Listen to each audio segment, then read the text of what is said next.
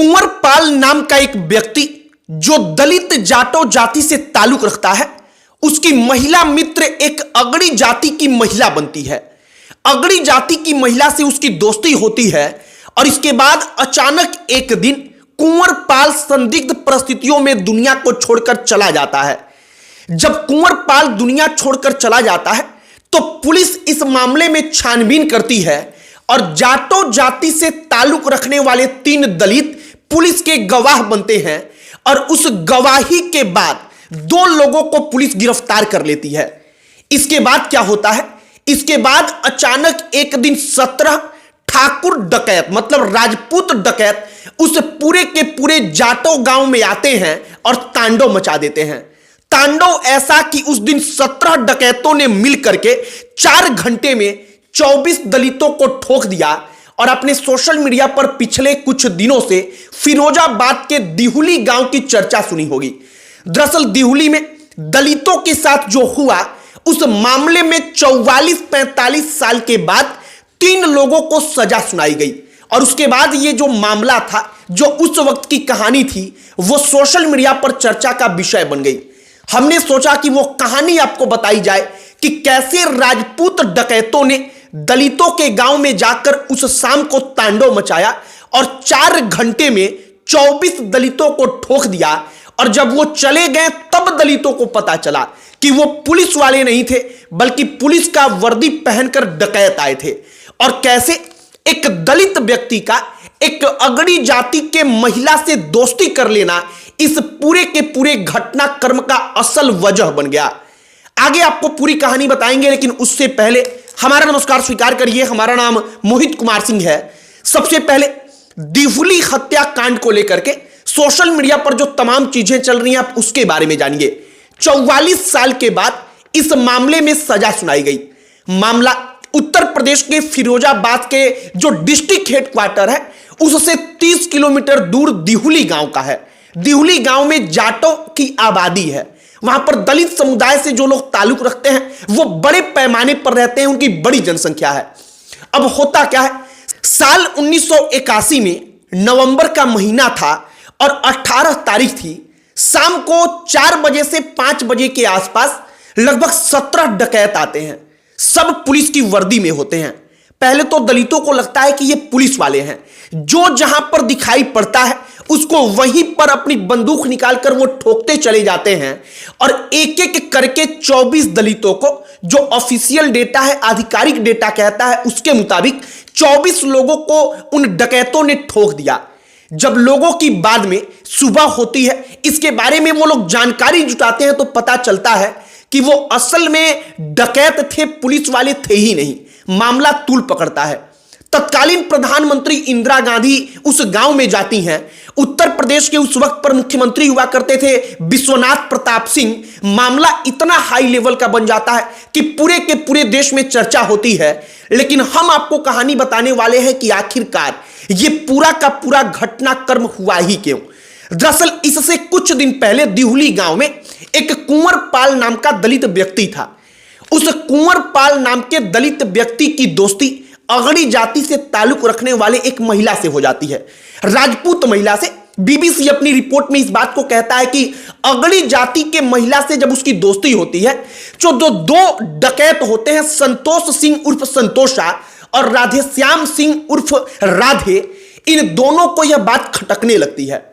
जब दोनों को बात खटकती है तो ये दोनों डकैत प्लानिंग करते हैं और प्लानिंग के बाद से अचानक एक दिन संदिग्ध परिस्थितियों में कुंवर पाल, जो दलित होते हैं, जिनकी दोस्ती होती है महिला से, वो खत्म कर दिए जाते हैं।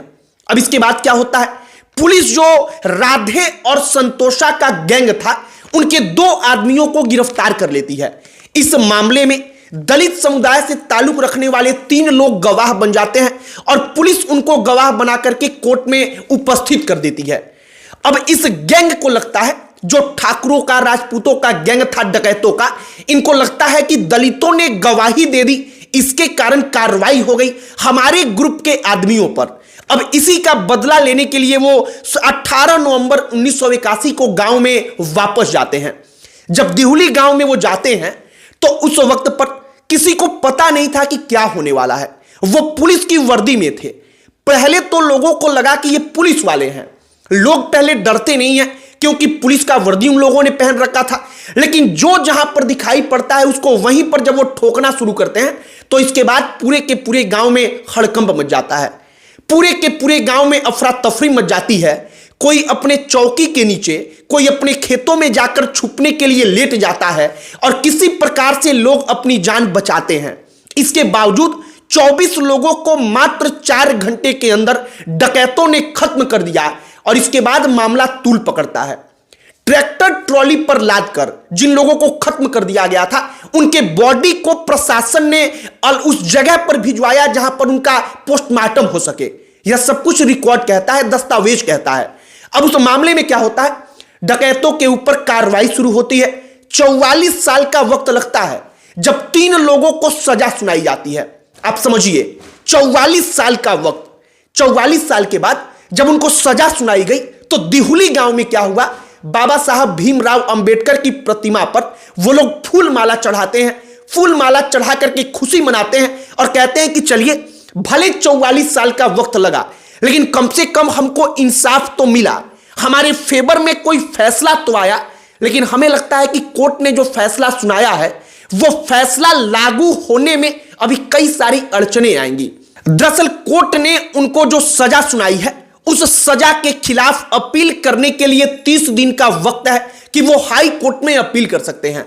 और भारत की न्यायिक व्यवस्था में हम सबको पता है कि मामला हाई कोर्ट में जाएगा और उन डकैतों की उम्र इतनी हो चुकी है कि कई सारे अभियुक्त सुनवाई के दौरान ही दुनिया छोड़कर जा चुके हैं। जिनको सजा हुई है वो अभियुक्त भी उस उम्र में है कि और कुछ वर्ष में वो खुद ब खुद दुनिया छोड़कर चले जाएंगे।